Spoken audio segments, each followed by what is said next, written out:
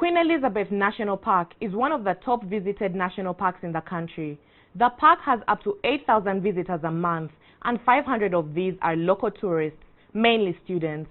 The reason the park boasts of such high visitor numbers is its richness in flora and fauna, diversity of wildlife, including tree-climbing lands in Ishasha. In part 1, I give you an insight on what it takes to get there and options you can consider for accommodation.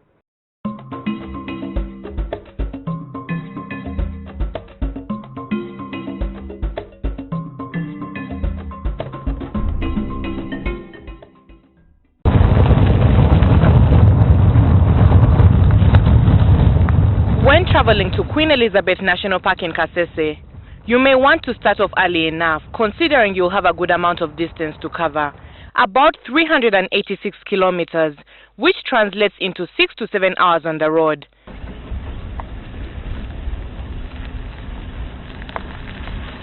Another important aspect to keep in mind is the fact that there's an 80-kilometer stretch from Fort Portal that is made up of really poor and bumpy road network. And because the distance is quite long, you will inevitably need to make a few stops here and there for your comfort more than anything else. Mubende district is one of those places where you'll get both food and relief. While going on trips like this, you cannot miss out on an opportunity to have some roadside meat or baboon for that matter. Sebo, otondachi? Otunda meka. Nkoko yoka. Mami, what about soda?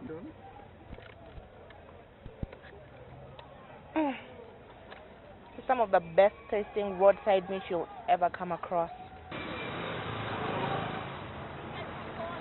From here, you should be all set to continue your journey without any qualms.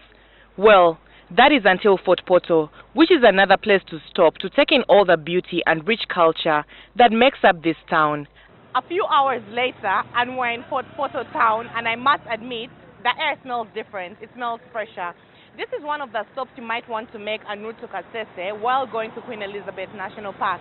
And while you're at it, you might want to check out the Omukamas Palace or Yonyimba Kabamba Iguru. The people here are super friendly too. A fun fact about Fort Portal town is that it was named the cleanest city in the country, and on reaching there, you can understand why. From Fort Portal, you will only have about 100 kilometers before you are greeted by Queen Elizabeth National Park. We got there a bit late in the evening and went straight to our accommodation, Chambura Game Lodge. Chambura Game Lodge is one of those lodges whose beauty just speaks for itself. It's a very cozy and comfortable establishment, and the air smells really fresh.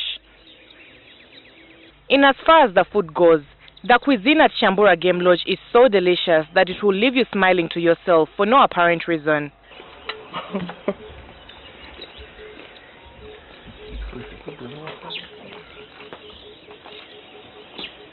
If you wake up, by the way, why it's called Chambura Game Lodge, it's, when you wake up in the morning having a breakfast, you just see the game.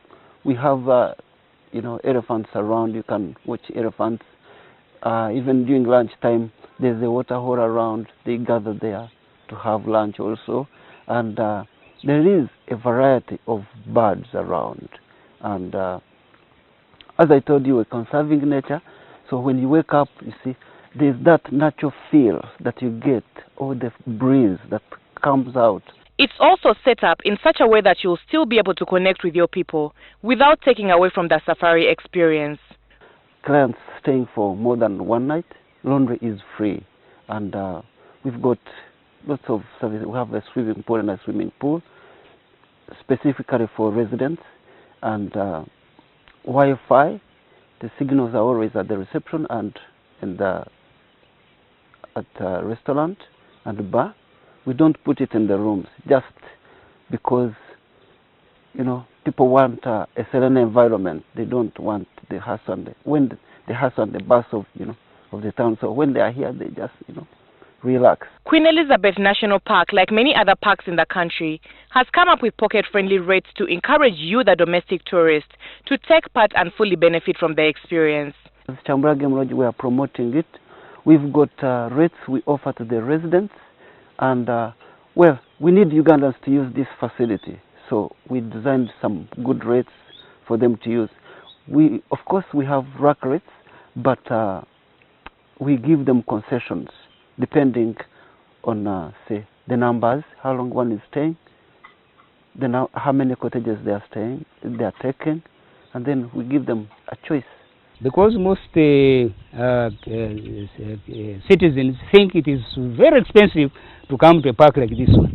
So they see it in terms of dollars, $40, $30, etc. But the fact is, we actually charge less than $10 for a citizen to enter into a park. Because that is 15,000 Uganda shillings per entry per night. Then we also charge a vehicle at 30,000, irrespective of the days you stay in the park. So you find actually the rate to which we attach to a citizen is quite low compared to a non-resident. The thing about Queen Elizabeth National Park is that even before embarking on your itinerary for the activities of the day, you are guaranteed breathtaking views, which is satisfying on its own. If not for anything else, then you should consider visiting Queen Elizabeth National Park for its amazing scenery. If you're one that's into views, then this is a place you must definitely visit. Breathtaking does not even begin to describe it. Community. So even a female... Join me tomorrow as I take you on an experience of a lifetime, where we shall go chimpanzee trekking, take a look at the underground forest, as well as take a boat ride on the Kazinga Channel. In those small goals we are seeing on the bank.